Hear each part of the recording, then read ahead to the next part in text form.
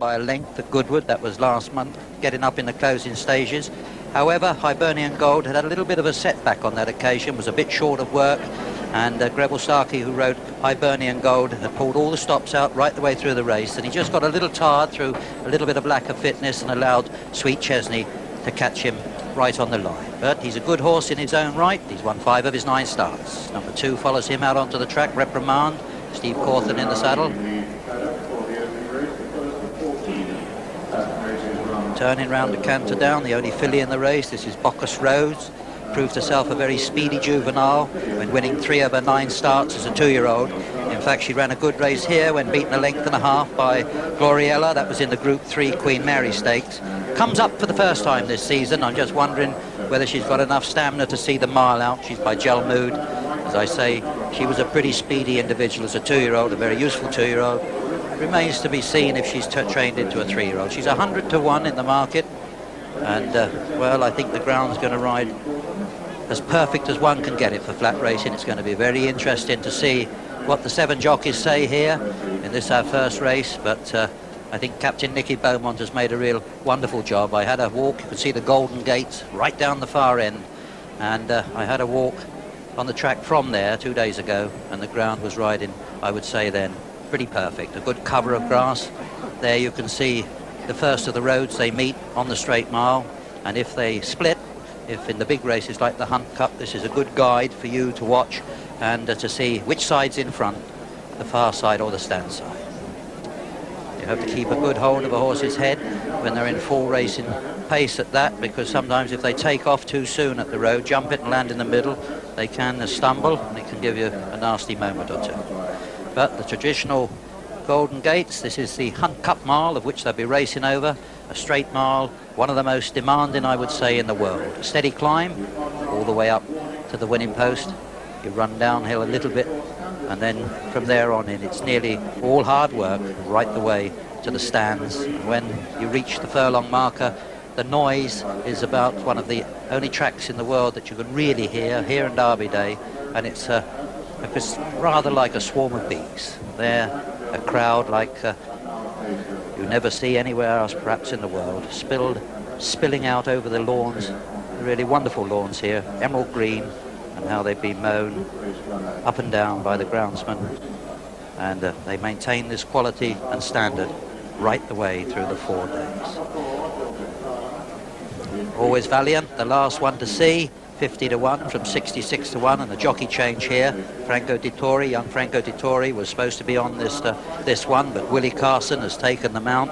Well, what a disappointment for young Franco. Franco, if you're looking in on the television, never mind, your day will come. Always Valiant's last run was in Rome back in April, when he never got into the race and finished 6th of the 19 runners. Prior to that, had run 3rd behind Luna Mover. That was in a listed race at Kempton in March. He won 2 of his races last season, notably the Group 3 July Stakes at Newmarket. He's going down nice and quietly. Well, I wonder if there's anybody going to back him. We'll have a look at the market, and then we'll join John Hanman. Well, somebody has, because Always Valiant has come in from 66 to 50 to 1. Warning, 2 to 1 on the favourite. Reprimand 11 to 2, and French Stress 6 to 1 from 11 to 2. Sweet Chesney is 10s, Always Valiant 50 to 1, BOCAS Rose 100 to 1, and Hilton Brown has come in from 500 to 1 to 300 to 1.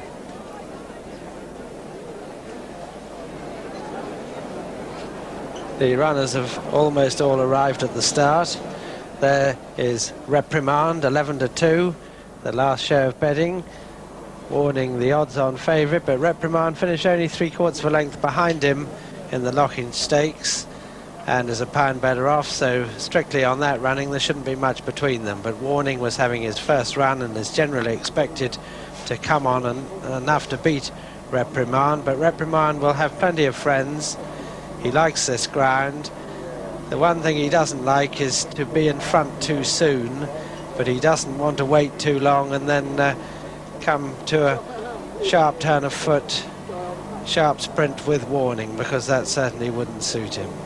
So Steve Cawthon will be hoping that the pacemakers, Hilton Brown and whatever else wants to make it, will lead him maybe to the furlong marker, whereas in the Lockinge Steve had to go on more than 2 furlongs from home because the pacemaker Hilton Brown, as Jimmy said earlier, he's only a sprinter really, and he couldn't lead him for long enough. Warning on the left of the picture there.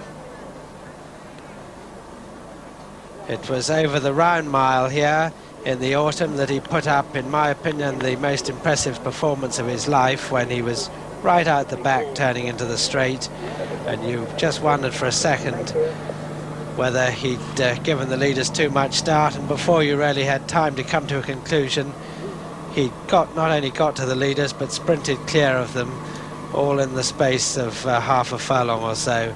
A really remarkable performance, and Julian said if he runs like that, he's sure to win today, and it would be hard to disagree with that. The betting certainly indicates it. You need to put a lot of money on to gain anything because the odds are prohibitive.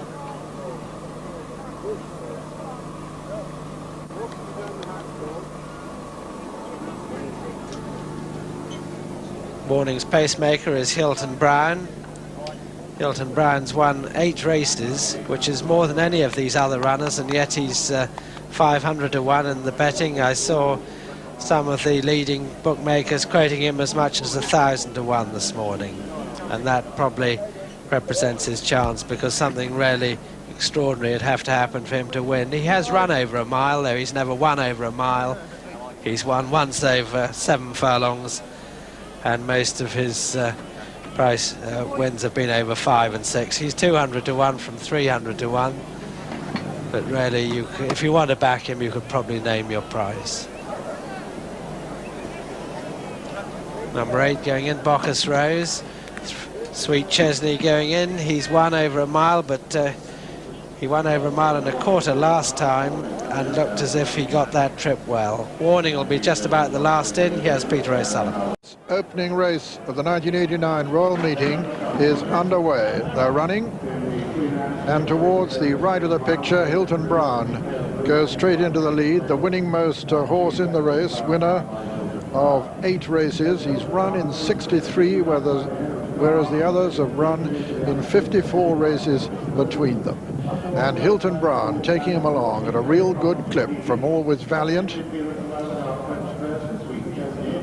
Reprimand right up with the pace, and it's Hilton Brown from Reprimand and Always Valiant as they race now past the 5 furlong marker. Hilton Brown and Tony Clark from Steve Cawthon on Reprimand, Always Valiant on the outside, Sweet Chesney in the white cap, BOCAS Rose the only filly on the near side, and the 2 back markers are the odds-on favourite Warning and French Stress, the French challenger, with Hilton Brown still taking him along at a real good pace from Reprimand going smoothly in second, Sweet Chesney towards the outside of BOCAS Rose as Always Valiant loses ground, and Pat Eddery beginning to make ground now towards the outside, the left of the picture as they come down towards the 2 furlong marker on Warning, but it's Reprimand who's taken it up now from Warning. French Stress trying to produce a challenge. Reprimand's under pressure, and Warning coming there strongly towards his outside as they come down towards the furlong pole. It's Warning now, goes to the front from Reprimand in second, Sweet Chesney third, French Stress 4. Pat Eddery going to score number 1 of the meeting now as he strides up towards the line, and Warning wins the Queen Anne Stakes in great style from Reprimand second, Sweet Chesney is third, and 4 French Stress, 5 and 6 are Hilton Brown and Always Valiant, and last was the only filly BOCAS Rose. So the result of the Queen Anne Stakes is first, number 1 Warning, owned by Mr. Khaled Abdallah, trained by